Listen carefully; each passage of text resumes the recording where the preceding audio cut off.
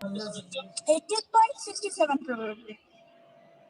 আমি 88.67 পাইছি। Yasmin I think সেমই পাইছে আমার মতো। কত? 88.67 রাইট ইয়াসমিন?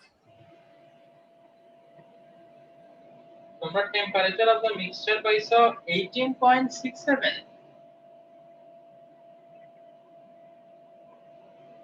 হ্যাঁ 86.67 86 রাইট ও 86 হয়ে গেছে। সরি স্যার আমি 88 বলতেছিলাম স্যার, গলতি সে 88 বলতেছিলাম, 86.67 আমি খুঁজে দেখিনি না, সো মেমরি থেকে বলতেছিলাম, দুইবার আই দিছি গলতি সে। আচ্ছা আমরা 100 ডিগ্রি সেলসিয়াসের ওয়াটার আর হচ্ছে 20 ডিগ্রি সেলসিয়াসের ওয়াটার মিক্স করে আমরা ফাইনাল যেটা পাইছিলাম সেটা পাইছিলাম কি 86.67 ডিগ্রি সেলসিয়াসের ওয়াটার। তো সি থেকে আমরা ফাইনালি কি পাইছি এটা পাইছি তাই না। এবং আরো একটা জিনিস আমরা অ্যাড করছিলাম কত সাথে কত 100 গ্রাম, এটা 100 গ্রাম অফ ওয়াটার, এখানে ছিল 500 গ্রাম অফ ওয়াটার, এই দুটো অ্যাড করে আমরা পাইছিলাম 600 গ্রাম তাই না। এই যে এটা হচ্ছে আমাদের ফাইনাল মিক্সচার, যে উপরের নিচের এই দুটো মিক্স করে আমরা ফাইনালি এটা পাইছি, এটা হচ্ছে আমাদের ফাইনাল প্রোডাক্ট। এটা হচ্ছে সি এর आंसर। এখন ডি তে বলছে how much ice is needed to be added in stimulate mixture to melt the ice completely.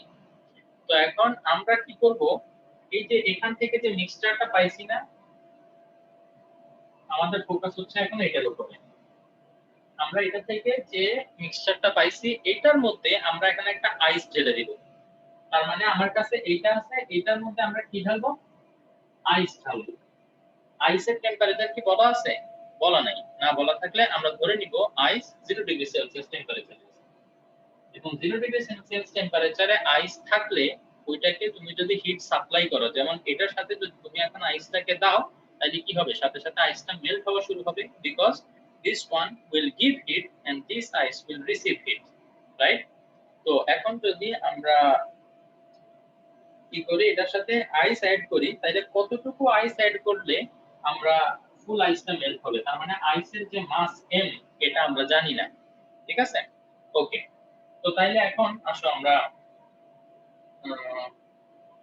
how much ice is needed to be added in the stimulate mixture to melt the ice completely.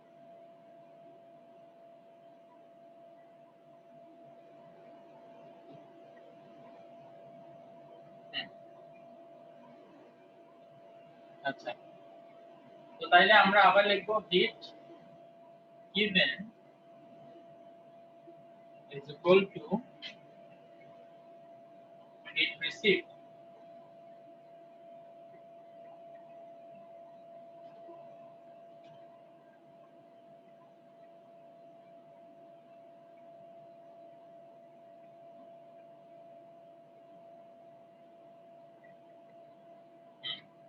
আচ্ছা, এখন এখানে দেখো একটা জিনিস যেটা question করে আমাদেরকে বুঝতে হবে।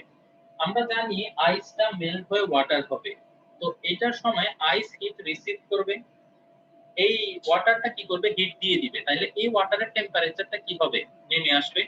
এখন এই ওয়াটারের টেম্পারেচারটা নেমে কততে আসতে হবে এটা কিন্তু আমাদেরকে বলে দেয়া নাই, ভালোভাবে খেয়াল করো। আমাদের টার্গেটটা কি, আমি আবার এখানে একটু সুন্দরভাবে লিখি। আমাদের কাছে আছে 600 গ্রাম ওয়াটার at 86.67 ডিগ্রি সেলসিয়াস, আমাদের কাছে এততে ওয়াটার আছে। আচ্ছা তুমি একটু লাইট দিয়ে দাও। ওকে, এটা আর হচ্ছে আমাদের কাছে মনে করো m গ্রাম, আচ্ছা এখানে 600 গ্রাম না, তাহলে এখানে m গ্রাম করে করতে অসুবিধা নেই। আই গেস এটা বেটার হয় আমরা যদি কেজি অলরেডি কনভার্ট করে ফেলি, ঠিক আছে। এটা 0.6 কেজি হবে, তাইলে এটাকে আমরা m কেজি ধরতে পারবো। এটাতে আমরা m KG of 0 degree Celsius ice আমরা মিক্স করতেছি। ওকে, আমাদের ফাইনালি যেটা পাইতে হবে, এই আইসটা মেল্ট হইতে হবে, মেল্ট হইলে কি হবে, 0 ডিগ্রি সেলসিয়াসের ওয়াটারে কনভার্ট হবে, তাই না। তাহলে দেখো তো আমার এইটাকে এখানে আসতে হবে এবং এইটাকে এখানে আসতে হবে, রাইট। আমাদের ফাইনাল টেম্পারেচার হতে হবে 0 ডিগ্রি সেলসিয়াস। এই জিনিসটা কিন্তু কোশ্চেনটা পড়ে বুঝতে হবে। তো তাইলে এখন হিট গিভেন, কে হিট দিবে? এই ওয়াটারটা হিট দিবে। এই ওয়াটারটা হিট দিয়ে এই যে 6.67 ডিগ্রি সেলসিয়াস থেকে 0 ডিগ্রি সেলসিয়াসে নেমে আসতে হবে। এবং এই যে হিট রিসিভ করবে কে? আইস। আইসকে শুধু তোমার মেল্ট করতে হবে, আর কিছু না। তাইলে এবার আমরা দেখি আমরা কি করব। হিট গিভেন, হিট যে ওয়াটারটা দিচ্ছে ওর কি টেম্পারেচার চেঞ্জ হচ্ছে? Yes or no? হ্যাঁ। টেম্পারেচার চেঞ্জ হচ্ছে। টেম্পারেচার যদি চেঞ্জ হয় আমরা জানি আমরা কোন ফর্মুলা ইউজ করি, ms del theta is equal to heat receive। Heat receive কে করতেছে? আইস। আইসের টেম্পারেচারে কোনো চেঞ্জ হচ্ছে? না স্যার। কোনো টেম্পারেচার চেঞ্জ হচ্ছে না। তার মানে এই প্রসেসটাতে শুধুমাত্র স্টেট চেঞ্জ হচ্ছে। আর স্টেট চেঞ্জের জন্য আমরা কোন ধরনের ফর্মুলা ইউজ করি? mlf, right? সো এইখান থেকে এটাকে আমি একটু আলাদা করার জন্য লিখি mw, that is the mass of water, তারপরে sw, that is the specific heat of water, delta theta, এটাও w, change of temperature of water, m, এখানে m টা আমরা ধরছি mass of ice, R lf, it is the latent heat of fusion, মানে এই আইসটা melt হওয়ার জন্য 1 KG এর জন্য যতটুকু হিট লাগবে। এবার আমরা ভ্যালুগুলো বসাই দিলে এখান থেকে m এর ভ্যালুটা ইনশাআল্লাহ বের হয়ে যাবে। mw, that is 0.6 into 4200 into delta theta w, এটা টেম্পারেচার ছিল 86.67, এটা নেমে আসবে 0 তে, is equal to mass of ice, this is unknown, into lf, এটা দেয়া আছে কোশ্চেনে 336,000। 336,000। ওকে, তো এখান থেকে আমরা m এর ভ্যালুটা বের করব, ঠিক আছে? তো স্যার আমার आंसर 650 আসে। হ্যাঁ, आंसर 650.025 গ্রাম। আচ্ছা, m is equal to কত? 650.025 গ্রাম গ্রাম নাকি কেজি? আমরা কিন্তু এখানে কেজি স্যার আগে কেজি বার করছি, কেজি বার করার পরে 1000 দিয়ে মাল্টিপ্লাই করার পরে এটা আসে। ওকে ওকে গ্রেট, তাহলে ঠিক আছে, নো প্রবলেম। ঠিক আছে, তাহলে এতটুকু আইস আমরা যদি এখানে দিই তাহলে এই আইসটা কমপ্লিটলি মেল্ট হয়ে ওয়াটারে কনভার্ট হয়ে যাবে। তো এখানে আমার মূলত যেটা মনে হয়েছে মেইন চ্যালেঞ্জ যেটা স্টুডেন্টরা বুঝবে না যে মানে এটাকে তো মেল্ট করব, ঠিক আছে, বাট এটাকে মেল্ট করতে গিয়ে এটার টেম্পারেচার কতটুকু নেমে আসতে হবে। আমি যদি টার্গেট থাকে শুধু আমি এটাকে মেল্ট করব, তাইলে এটা মেল্ট হইতে হইতে এটার টেম্পারেচারও 0 তে নেমে যাইতে হবে। তাইলে কি হবে, আমার ফাইনাল মানে যে টেম্পারেচার আইসের সেটা 0 ডিগ্রিতেই থাকবে, মানে আইসটা কমপ্লিটলি মেল্ট হইছে। বাট যদি এরকম হইতো যে আইসটা মেল্ট হইছে ফুল, বাট এখনো এটার টেম্পারেচার 0 তে নেমে আসে নাই, তাইলে কি হবে, আইসের টেম্পারেচার আবার বেড়ে যাবে, মানে আইস ওয়াটারে কনভার্ট হয়ে আবার টেম্পারেচার বেড়ে যাবে। কিন্তু এরকমটা আমাদের কি কোশ্চেনের মধ্যে বলা নাই, আমাদেরকে জাস্ট বলছে আইসটাকে কমপ্লিটলি মেল্ট করতে হবে। তো এই আইসটাকে মেল্ট করতে হইলে আমাদের এটা টেম্পারেচার 0 তে নেমে যেতে হবে তখন, ঠিক আছে? আচ্ছা যাক, আশা করি বুঝতে পারছো। তো এটা হচ্ছে আমাদের ফাইনাল আনসার। ওকে, তো সলিউশনটা খুব টাফ না, তবে সলিউশন যে এটা এভাবে করতে হবে সেটা বোঝাটা হচ্ছে মেইন চ্যালেঞ্জ। তো এরকম যত বেশি বেশি আমরা সলভ করব তত বেশি বেশি আমরা বুঝতে পারবো যে কোন সিচুয়েশনে আমাদের কি করা লাগবে। তো এবার আসো ক্রিয়েটিভ যেগুলো তোমরা আমাকে মেসেজ করছো সেগুলো একটু দেখি।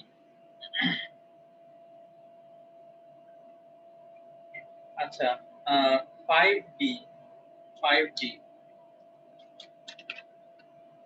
ইয়াসমিন শুধু আমাকে এমসিকিউ মেসেজ করছো, ক্রিয়েটিভ মেসেজ করো নাই কেন? স্যার আমি হাফ করছি আর হাফ করতে পারি নাই। হ্যাঁ, অসুবিধা নাই, তো হাফ পর্যন্তই যতটুকু ডাউট আছে সেগুলো বলো। এই যে সবাই তো 13 পর্যন্ত বলছে। আচ্ছা, তো এখন আমরা 5D টা করি।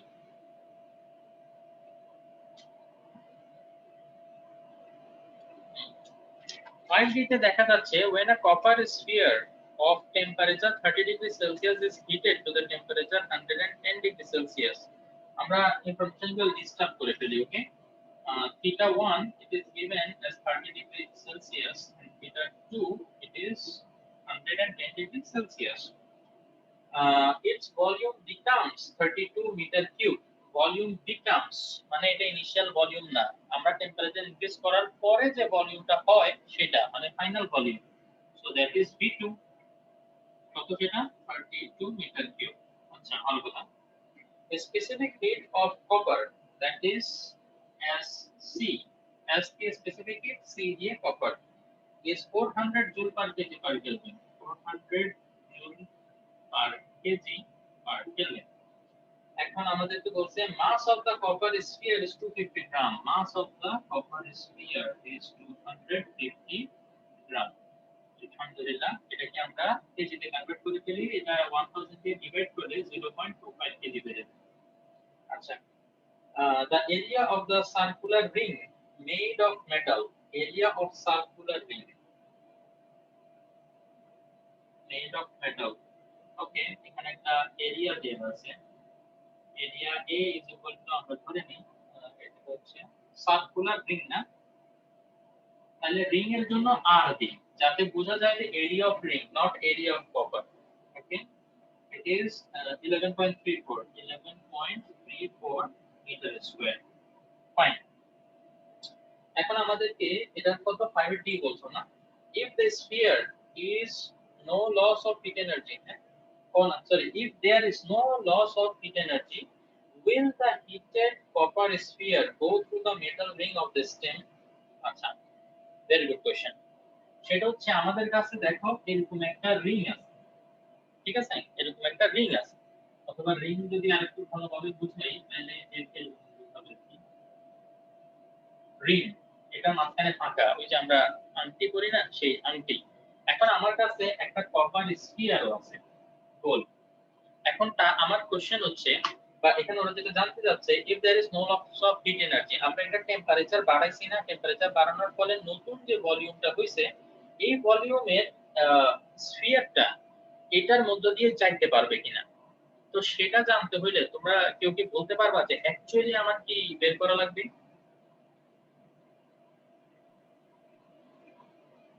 কপারের এরিয়া, আই মিন কপারের Correct, আমাদের এটার এরিয়া বের করা লাগবে। আমরা অলরেডি এটার এরিয়া জানি তাই না, খুবই স্পেসিফিক ভাবে যদি আমরা বলি না তাইলে আমাদের ডায়ামিটারটা জানা লাগবে। ডায়ামিটার দেখো তো, এটার ডায়ামিটার একটা সার্টেন ভ্যালু আছে ধরে নাও, এইটারও ডায়ামিটারের সার্টেন ভ্যালুটা আমি জানতে পারলাম, তখন এই ডায়ামিটারটা যদি এটা থেকে বড় হয় তাইলে আমরা বলতে পারবো এটার মধ্যে দিয়ে যেতে পারবে না। ভালো কথা, যদি এটার ডায়ামিটারটা এটার থেকে ছোট হয় তাইলে আমরা বলতে পারবো এটার মধ্যে দিয়ে যেতে পারবে। তোমরা কি বুঝতে পারতেছো? এখন ডায়ামিটারটা ডাইরেক্টলি এরিয়ার সাথে রিলেটেড, কারণ এই যে স্ফেরিক্যাল অবজেক্ট এটার যদি মানে আমরা ক্রস সেকশনাল এরিয়াটা কনসিডার করি তাইলে এটা জেনারেলি আমরা জানি পাই আর স্কয়ার, তাই না? কিন্তু সেটা তো রেডিয়াস দিয়ে, আমরা এখানে ডায়ামিটার দিয়ে কনসিডার করতেছি, তো ডায়ামিটারের জন্য এটা হচ্ছে পাই ডি স্কয়ার বাই 4। ঠিক আছে, ওই যে radius is equal to diameter divided by 2 না, তো আর এর বদলে ডি বাই 2 যদি বসাও তাহলে ডি স্কয়ার বাই 4 আসে। তো ডায়ামিটার যার বেশি এরিয়াও তার বেশি আসবে। তো আলটিমেটলি আমরা যদি শুধু এরিয়াটা ক্যালকুলেট করি সেই এরিয়া দিয়েই আমরা আসলে কম্পেয়ার করে ফেলতে পারবো যে কি এই অবজেক্টটা ওটার মধ্যে দিয়ে যেতে পারবে কিনা। ঠিক আছে, আরেকটু চিন্তা করে দেখি যে আমরা কারেক্ট ওয়েতে যাচ্ছি কিনা। স্যার আমার একটা কোয়েশ্চেন। হ্যাঁ বলো। কোয়েশ্চেন ব্যাংকে ওখানে সেলসিয়াস গুলা কেলভিনে কনভার্ট করে, তো কেন? এটা আসলে করা লাগবে কোথায় আমি তোমাদেরকে বলি, যেখানে মনে করো তুমি জাস্ট একটা টেম্পারেচারের ভ্যালু বসাচ্ছ সেখানে লাগবে, কিন্তু যেখানে যেখানে তুমি ডেল্টা থিটার ভ্যালু বসাও না, মনে করো কোথাও তুমি ডেল্টা থিটা মানে চেঞ্জ অফ টেম্পারেচার বসাচ্ছ, তো সেখানে ডেল্টা থিটা আর ডেল টি দুটোটা আসলে সেম ভ্যালু দিবে, কারণ চেঞ্জ অফ টেম্পারেচার এটার ভ্যালু সেলসিয়াস আর কেলভিন দুটোটাতেই সেম। এটার একটা एग्जांपल আমি তোমাদেরকে দেখাতে পারি। মনে করো ডেল্টা থিটা আমি মনে করলাম একটা টেম্পারেচার তোমাকে দিলাম, delta theta is equal two মনে করো 20 ডিগ্রি সেলসিয়াস, আর ডেল্টা থিটা সরি থিটা 2 এটা হচ্ছে 25 ডিগ্রি সেলসিয়াস, দুটোটা সেলসিয়াসে। ঠিক আছে, এখন ফার্স্টে আমরা মনে করো এটাকে কেলভিনে কনভার্ট করি। এখন আমরা কি জানি কেলভিনে কনভার্ট করলে যে টেম্পারেচার আছে ডিগ্রি সেলসিয়াসে সেটার সাথে 270 অ্যাড করতে হয়, সো এখানে এটা 293 হবে। 25 এটাকে যদি আমরা কেলভিনে কনভার্ট করি এটা হয়ে যাবে কত 25 273 298। এবার তুমি দেখো delta theta, that means theta 2 theta 1 5। আবার এখানে যদি তুমি ডেল টি করো t2 t1 আলটিমেটলি এই যে এটা থেকে এটা মাইনাস করলে তোমার আসবে 5। তার মানে যখন চেঞ্জ অফ টেম্পারেচার নাও তখন ইট ডাজন্ট ম্যাটার যে চেঞ্জ অফ এই টেম্পারেচার গুলা কি ডিগ্রি সেলসিয়াসে আছে নাকি কেলভিনে আছে, চেঞ্জটা দুটোটা স্কেলেই সেম পাওয়া যায়। বুঝতে পারছো? তো হ্যাঁ যখন স্যার। চেঞ্জ অফ টেম্পারেচার আমরা বসাবো যেমন q ms del থিটা, এইখানে ডেল্টা থিটা বসানোর সময় তোমার এত টেনশন নেওয়ার দরকার নেই যে মানে এটা কি আমরা ডিগ্রি সেলসিয়াসে নিচ্ছি নাকি কেলভিনে। It's up to you. Okay, no problem. আচ্ছা, তো এখন আমার কাছে যেটা মনে হচ্ছে আমাদেরকে আসলে এখানে রেডিয়াসটা বা ডায়ামিটারটা আসলে বের করতে হবে। কেন বের করতে হবে সেটা একটু আমি বুঝে বলতেছি। দেখো এই যে রিংটা আছে না, এখানে রিং এর যে এরিয়াটা দেয়া আছে, আমি প্রথমে যেটা ভাবছিলাম সেটা হচ্ছে টোটাল এরিয়াটা দেয়া আছে, তাই না? অ্যাকচুয়ালি টোটাল এরিয়াটা দেয়া নাই, রিং এর যে মেটাল সেই মেটালের এরিয়াটা দেয়া আছে। তো সেটা আসলে কি কতটুকু এই জায়গা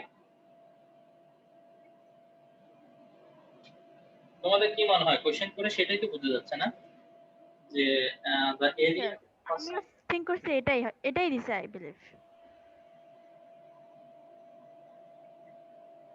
এখানে কোশ্চেনটা আসলে একটু কনফিউজিং।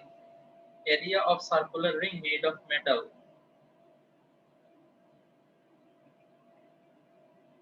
বুঝতেছি না, একবার মনে হচ্ছে যে এরিয়া টোটাল এরিয়াটা দেয়া আছে,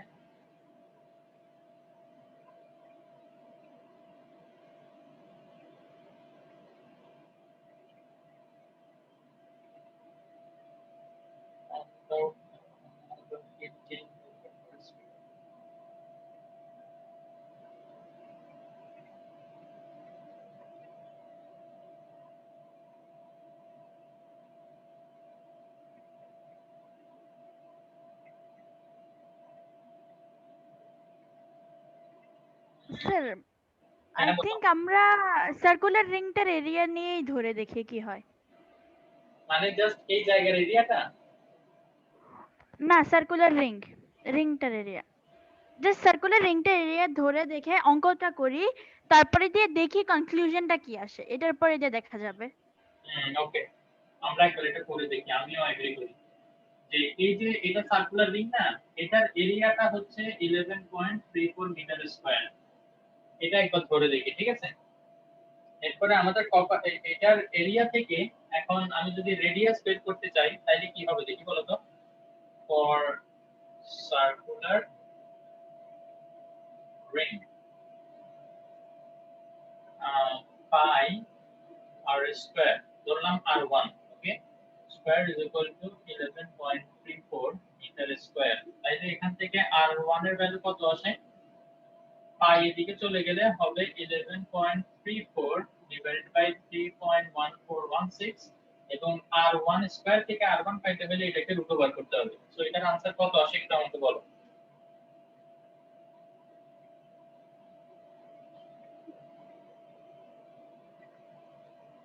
sir 18.99999।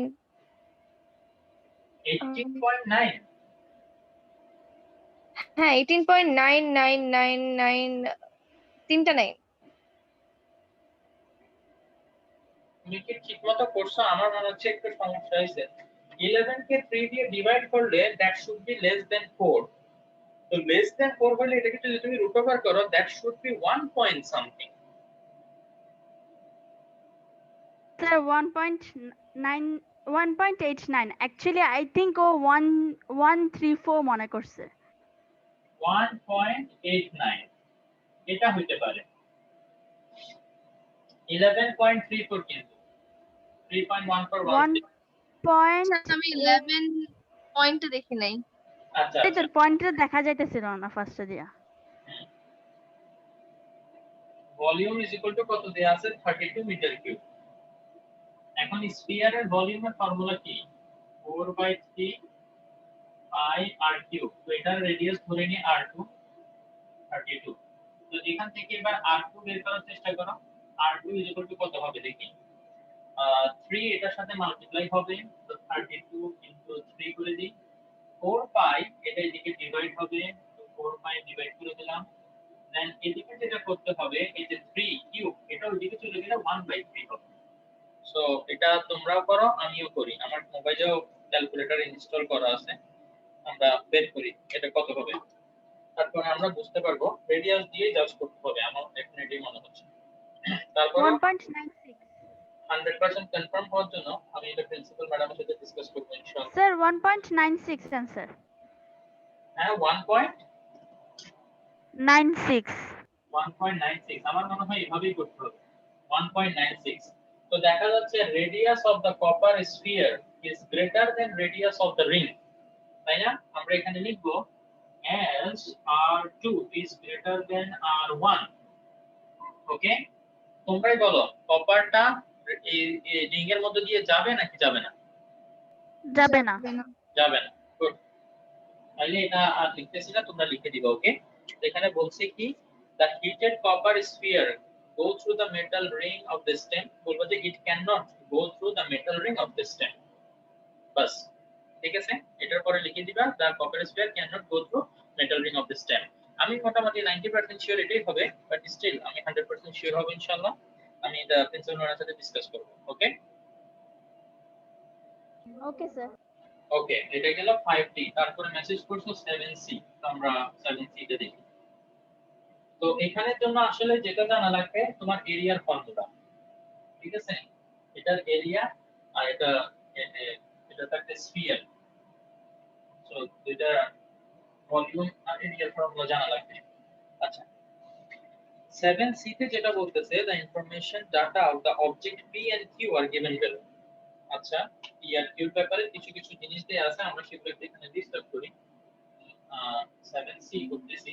So much of P ধরে নিলাম mp, it is 100 gram।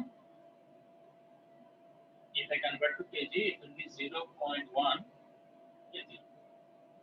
Okay, then mass of Q, and Q is equal to 200 gram,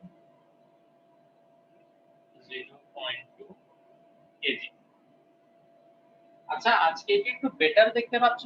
কোনো ডিফারেন্স ফিল করতেছো ভিডিও কোয়ালিটি বা কিছুর মধ্যে? Yes, sir. It আজকে is একটু too much বেশি মোর clear, crystal clear. আজকে একটু ক্লিয়ার না? আজকে আসলে সেটিংস Yes, নিয়ে sir. একটু ঘাটাঘাটি করছো, ওখানে দেখলাম যে মানে স্ক্রিনের ব্রাইটনেস বা কিছু একটা এরকম বাড়ানোর চান্স আছে। আমি ভাবলাম যে আজকে এটা একটু ইনক্রিজ করে দেখি ক্লাসে সবাই কি বলে, এবং এরপরে আমি নিজেও দেখতেছি যে মানে সবকিছু ফকফকা দেখা যাচ্ছে। যাক, আলহামদুলিল্লাহ। স্যার আমি ভাবছি আজকে আমার নেটওয়ার্ক অনেক ফাস্ট। হ্যাঁ, আজকে নেটওয়ার্ক অনেক ফাস্ট, আমি ভাবছিলাম আমারটার মধ্যে। না, নেটওয়ার্ক আলহামদুলিল্লাহ ভালো আছে। তবে মেইন ডিফারেন্সটা আমার মনে হয় আজকে সেটিংস নিয়ে ঘাটাঘাটি করছি, যে এই কারণেই। প্লাস আজকে আরো একটা জিনিস শিখছি। গ্রেড 9 এর ওদেরকে ক্লাস করানোর সময় আমি একটা জিনিস শিখলাম, সেটা হচ্ছে তোমাদেরকে আগে ভিডিও দেখাইলে কি হইতো, তোমরা ওই যে ইউটিউব থেকে ভিডিও দেখলে তোমরা সাউন্ড শুনতে পাইতা না, তো আমি এক্সপ্লেইন করতাম, তাই না? কিন্তু আজকে ওই যে স্ক্রিন শেয়ারিং এর ওখানে একটা সেটিংস চেঞ্জ করে আমি এটা ওদেরকে ওর কথা শুনতে পাইছিলাম। আচ্ছা, যাই হোক, কথা এত না বলি। Temperature theta P is 68 degree Fahrenheit, and theta Q is equal to 120 degree Fahrenheit। Fahrenheit কেন আবার? আচ্ছা, যাই হোক, এখানে বলছে কি see in scene 1 how much heat will exchange if the two object P and Q will in thermal contact, মানে এদেরকে থার্মাল কন্টাক্টে আনলে how much heat will be exchanged, মানে একজন হিট দিবে আর একজন হিট নিবে, তো কে কতটুকু হিট দিবে কে কতটুকু হিট নিবে সেটা আমাদেরকে বের করতে বলছে। তো এটার জন্য আমাদের যেটা করতে হবে, আমাদের জানতে হবে যে ফাইনাল টেম্পারেচারটা কততে আসতেছে। দেখো এখানে এটা কি আছে,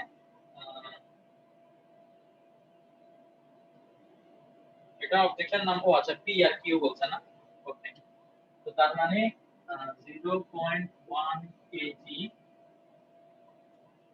কোনটা টেম্পারেচার বেশি? টেম্পারেচার বেশি হচ্ছে কিউ এর, তাহলে কিউ এর উপরে লিখি 0.2 KG of Q object, it is at 120 degree Fahrenheit. আমাদেরকে এটা কিন্তু ডিগ্রি সেলসিয়াস অথবা কেলভিনে কনভার্ট করতে হবে, কারণ ফারেনহাইটে টেম্পারেচার ডিফারেন্সটা সেম থাকে না, ওকে।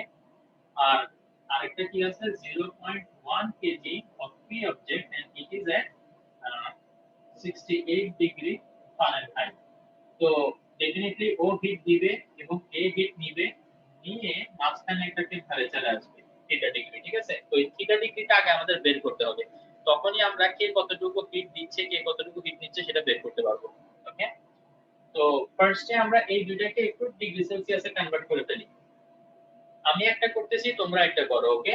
আমি 120 ডিগ্রি ফারেনহাইট এটাকে ডিগ্রি সেলসিয়াসে কনভার্ট করতেছি, তোমরা কেউ একজন কে করবা? ফাহমিদা করো। ফাহমিদা তুমি 68 ডিগ্রি ফারেনহাইট এটাকে ডিগ্রি সেলসিয়াসে কনভার্ট করো।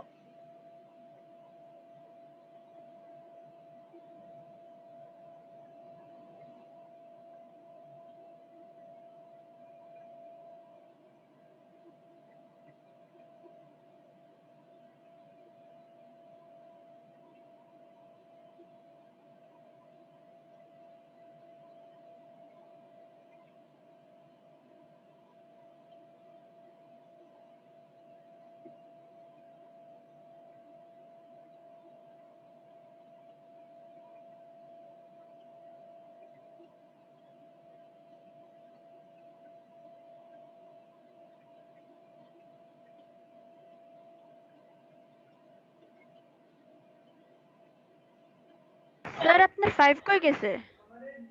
হ্যাঁ, ও আচ্ছা, আমি 5 মাল্টিপ্লাই, C/5 আছে না? রাইট, 5 দিয়ে মাল্টিপ্লাই করলে কত আসে দেখো তো।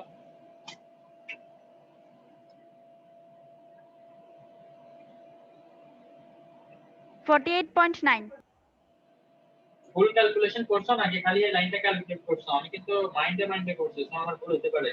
নিচেরটা করছে, শুধু নিচেরটা করছে, ফুল ক্যালকুলেশন করি।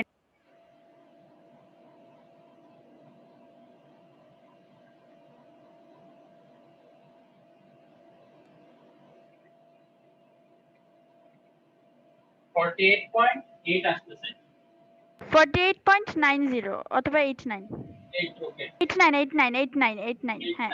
ওকে, ডিগ্রি সেলসিয়াস একটাকে কনভার্ট করে ফেলছি, এটা হচ্ছে কত? একটা 20 ডিগ্রি। 9 ডিগ্রি সেলসিয়াস, ওকে। এবার ফারেনহাইটে 68 ডিগ্রি ফারেনহাইট এটা করলে কত আসতেছে বলো? 20 ডিগ্রি। 20 ডিগ্রি আসে।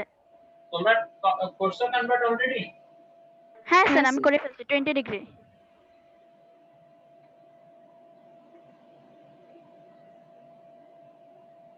4 আর ইনটু 5 20 ডিগ্রি, রাইট।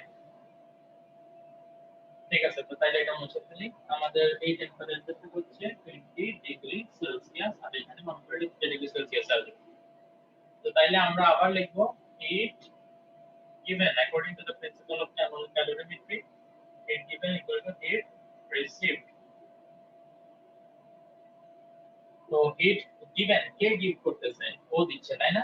তাইলে আমার লিখতে হবে কিউ দিচ্ছে, তাইলে M Q S Q delta theta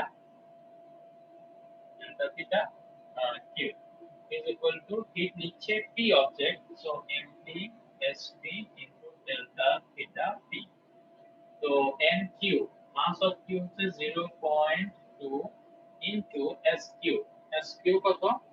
500, so 500 into delta theta মানে হচ্ছে যে 48 ডিগ্রি 48.89 থেকে এই থিটা ডিগ্রিটা মাইনাস করতে হবে, এবং ওই সাইডে হবে MP mass of P, that is 0.1 into sp কত? 600 into delta theta, এটা হচ্ছে থিটা থেকে 20 মাইনাস থিটা মাইনাস 20, ওকে। তো তাইলে একটু ক্যালকুলেশন করে আমরা থিটার ভ্যালুটা বের করে ফেলি। যেমন এই 0.1 দিয়ে 0.2 কে কাটলে এদিকে হবে 2, 500 দিয়ে যদি 600 কে কাটি তাহলে খুব সম্ভবত আসে 1.2। দেখো তো 6 divided by 5 is equal to 1.2, so এদিকে আসবে 1.2। তাহলে 2 into এটা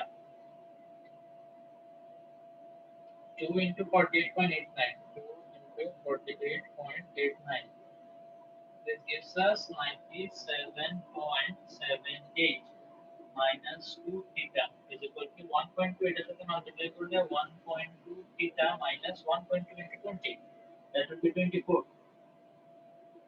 তাহলে এখানে 2 theta, আচ্ছা তাহলে কি করব, 97.78 আর 24 এদিকে আসলে হবে প্লাস 24, এদিকে আছে 1.2 theta, এই 2 theta এদিকে দিলে হবে plus 2 theta, so 3 theta is equal to হবে, এটা অ্যাড করলে কত হয়, প্লাস 24 121.78। ঠিক আছে, তাহলে 3 is equal to এটাকে 3 দিয়ে ডিভাইড করলে বেরিয়ে যাবে 40.59 degrees Celsius, so this will be the final temperature। okay, এবার আমরা ক্যালকুলেট করতে পারবো যে হিট এক্সচেঞ্জ কতটুকু হয়েছে। তো যে কোনো একটা দিয়ে বের করলেই হবে, যে থিটার ভ্যালুটা এখানে বসিয়ে দিতে হবে। থিটার ভ্যালুটা বসাইলে আমরা জানবো যে কতটুকু হিট দেয়া হয়েছে। যতটুকু ও হিট দিছে ঠিক ততটুকু হিটই ও দিছে। আমাদেরকে জিজ্ঞেস করছে find out the amount of heat exchange. তো হিট কতটুকু গিভেন সেটা বের করতে পারলেই হিট এক্সচেঞ্জ বের হয়ে যাবে। তো তাইলে আমরা সেটা বের করে ফেলি। তাইলে যে কোনো একটার জন্য আমরা বের করব, ঠিক আছে। যেমন এখানে লিখবো so amount of heat exchange কতটুকু হচ্ছে, হিট এক্সচেঞ্জ হচ্ছে মনে করো হিট গিভেন যেটা সেটা দিন না, হিট গিভেন থেকে বোধহয় এটা দিয়ে ক্যালকুলেট করলে একটু ইজি, এটা টেম্পারেচারটা ইজি। তো তাইলে পি এর জন্য আমরা ক্যালকুলেট করি MP SP delta theta P.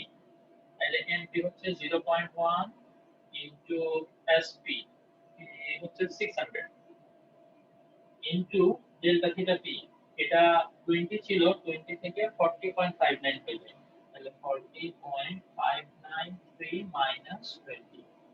So দেখো এবার এখানে কত আসে, 20.593 20.593 1235.58 হ্যাঁ 1235.58 joule. This is the amount of energy that has been exchanged. Eta heat received by P, and that is the equal amount of heat given by Q. So heat exchange বললে এতটুকু হিটের exchange হয়েছে, একজন দিছে আরেকজন নিছে, কতটুকু নিছে এতটুকু হিট নিছে। ক্লিয়ার? এটা less than 1 minute আছে, প্লিজ আরেকবার একটু কষ্ট করে ফার্স্ট পার্টটা বুঝি নাই।